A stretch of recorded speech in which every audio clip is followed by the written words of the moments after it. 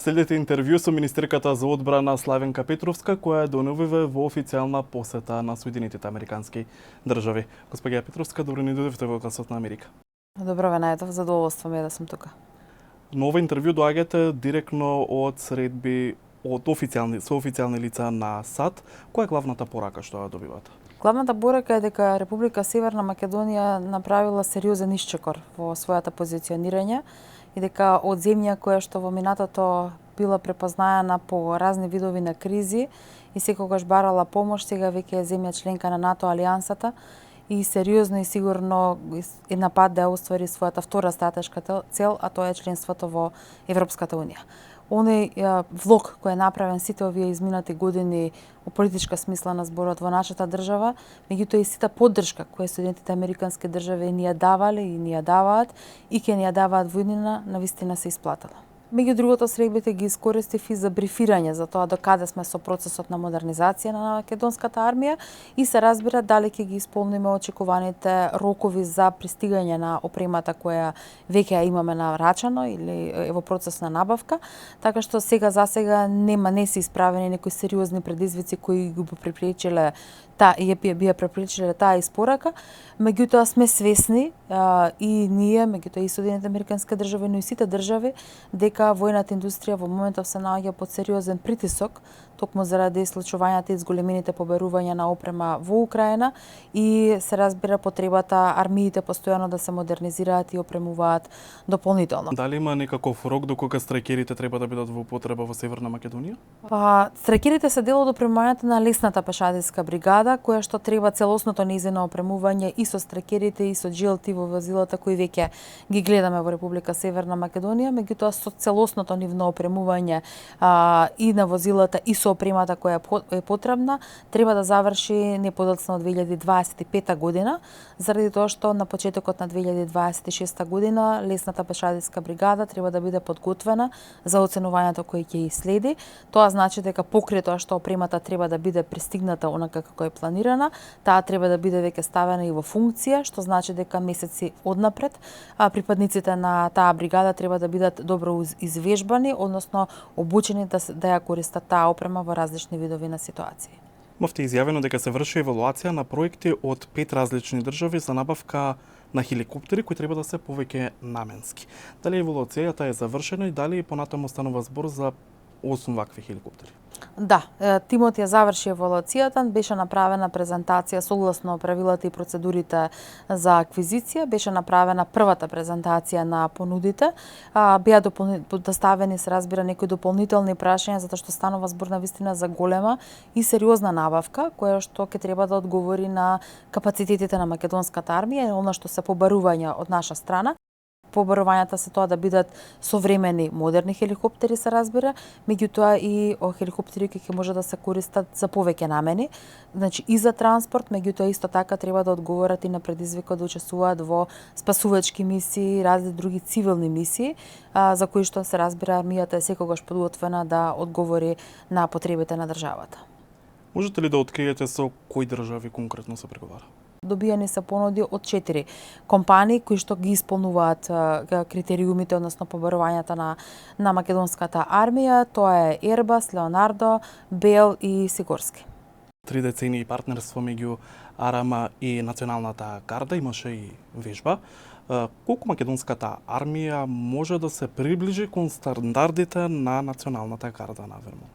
Ова е прашање можеби кое што по-објективно ќе го одговорат припадниците на Националната гарда, меѓутоа ќе си земам за право да ги интерпретирам нивните зборови кои мене ми ги пренесоа, тоа се впечатоците и од припадниците кои сега во моментот беа на оваа вежба, меѓутоа и впечатоците од нивното искуство со повеќе од 1800 припадници на македонската армија кои за овие 30 години поминале неизразени видови на обуки, тренинзи, споделување на искуство, заеднички вежби, а тоа е дека од ден на ден македонската армија се повеќе се приближува и ги задоволува високите стандарди кои се поставени помеѓу НАТО алијансата. Господја Петровска, вие сте втората жена министерка за одбрана од независноста на Северна Македонија. Колку жени брои армијата? Колку од нив се на високи позиции, генерали, например? Има и нов оглас. Каков е интересот на жените да ја бранат татковината? Бројот на или интересот на жените кои се се повеќе заинтересирани за различни позиции, па и за влез во македонската армија, се зголемува. Во 2011 само една споредба, во 2011 процентуално тој број бил 5,7% од вкупниот број на припадниците на армијата, додека минатата година тој изнесуваше 10,8%, што би рекла скоро е двојно од тоа што било во 2012 година. И тоа се должи на две работи. Прво, на свесноста за родовата еднаквост како една од политиките во Министерството и во армијата, меѓутоа тоа се должи и на создавање на услови жените да не бидат само бројка во армијата, туку да бидат навистина прифатени како еднакви заедно со посилниот пол. И тоа навистина го прават многу добро. Мене ме радува што и на важни, командни позиции се наоѓаат жени, без оглед на тоа дека тие се жени, меѓутоа навистина квалитетот нивен е неспорен. Од неодамна имавме на една од секциите во Генералштабот, јас назначив жена, полковник, и се надевам дека многу скоро председателот на мој предлог и на предлог на Генералштабот ќе именува и за прв пат жена генерал. Не заради тоа што е време, туку заради тоа што навистина постојат жени кои заслужуваат да бидат унапредени во оваа највисока позиција во армијата. Од САД пристигнаа санкции за Косово поради ситуацијата таму. Дали се можни немири на Балканот кои би се рефлектирале во Северна Македонија? Јас мислам дека задачата на нас, политичарите, особено на оние кои што се на високи позиции во државите, и ова го зборувам за сите држави во Балканот, е да овозможиме тоа да не се случи. Многу е лесно да дозволите да избие нов конфликт, многу е лесно да дозволите или да кренете раце од решавање на некои отворени прашања. Суштината или она што ние го ставаме како белег во нашето владење или во одреден мандат, без разлика колку тој трае, е тоа што ние ќе постигнеме. Мислам дека обврската на секој еден од нас да инвестираме во еднината на државите. Отворен е диалогот помеѓу Косово и Србија. Жалам за она што се случи во Косово и за немирите кои се случија и за нападите, особено нападите врз трупите на НАТО кои се таму да воспостават мир. Не сте таму за некоја друга цел.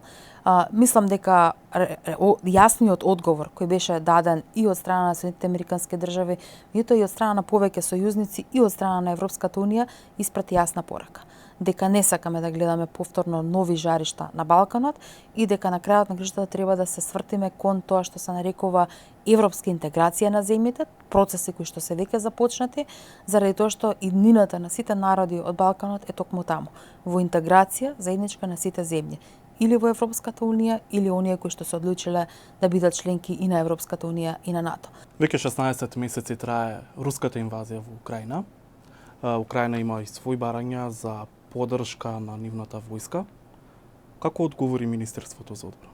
До сега на сите барања кои беа доставени, во најголем дел одговараме позитивно, онаму каде што навистина се работи за опрема која ние ја поседуваме и која што согласно нашите планови, нашите стратешки документи не ни е неопходна, односно не ни е потребна. Колку македонската армија има капацитети да донира војна опрема? Кога инвестирате во армијата и кога армијата ја опремувате со модерни современа опрема, многу е лесно да донесете одлуката да се ослободите од оружјето кое не ви е потребно, а кое во тој момент знаете дека некоја друга држава и е суштински неопходно и тоа го бара од вас. Голем процент, ако зборуваме во вредност, голем процент од македонската одбрана, буџетот на македонската одбрана е условно опремата, претворена во опрема, е дониран на Украина. Колку е тоа во опрема? Во проценти од буџетот за минатата година изнесуваше некаде околу 16% од буџетот за минатата година. Зборам се вкупната опрема која што сме ја донирале. Меѓутоа многу повеќе е битна политичката порака која што се праќа. Дека покрај со политички зборови или политичка поддршка, дека даваме и опрема која што на Украина и е потребна да се одбрани. Заради тоа што треба да бидеме уште еднаш да се потсетиме дека Украина не ја започна оваа војна и дека Украина е таа која што е нападната и заради тоа има право и мора да ја одбрани сопствената територија и да ги заштити своите граѓани. А ние како припадници на демократскиот, модерниот, цивилизираниот свет имаме морална обврска да ја помогнеме во таа битка. Своја Петровска, ви благодарам за разговорот. Ви благодарам и вам, ми беше задоволство.